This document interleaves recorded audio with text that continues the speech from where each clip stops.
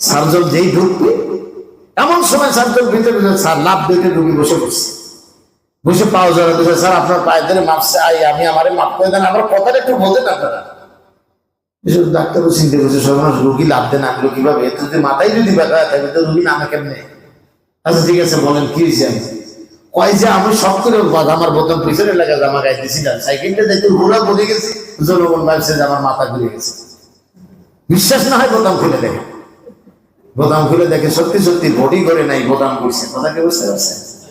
তা আমাদের সমাজ ব্যবস্থা, আমাদের রাষ্ট্রীয় ব্যবস্থার অবকাঠামো আমরা পরিবর্তন করার চেষ্টা যতটা না করেছি তার চেয়ে বেশি আমরা এই বোতামের মতো চিত্র আমাদের কপালে হয়েছে। পর্যায়ক্রমে যারাই ক্ষমতায় গিয়েছে, ক্ষমতার শাসন ব্যবস্থার নামে শোষণ ব্যবস্থা বাস্তবায়িত হয়েছে, বলেন ঠিক কিনা?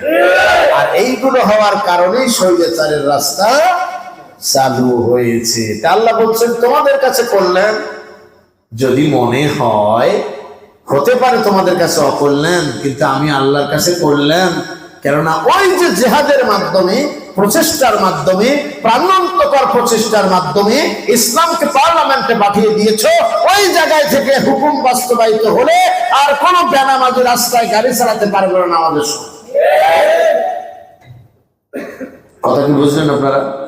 আর বলতে হবে না ভাইরা আমার, ইজা নুদিয়া লিস-সালাতি মিন ইয়াউমিল জুমআ, আযান হয়েছে জুমার নামাজের দিনে, কাজ কাম ফেলে রেখে এখন আসেন,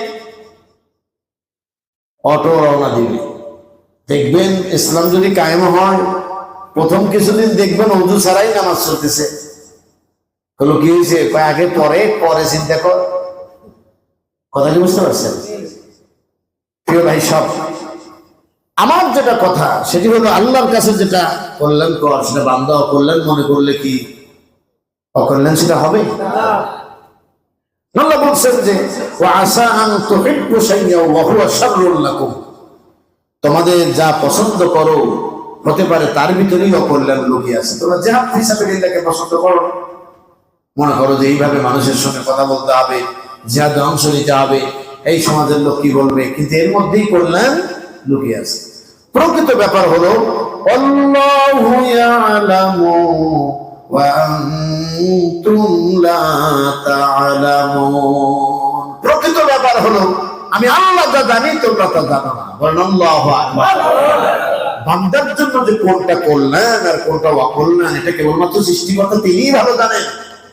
আমাদের কপাল খারাপ, আমরা নিজেরাই মন্তব্য করে বসে থাকি আমার জিহাদ করা লাগবে না, আমি নামাজ পড়ি, রোজা করি, হজ করি, ওমরা করি, কত কিছু করি,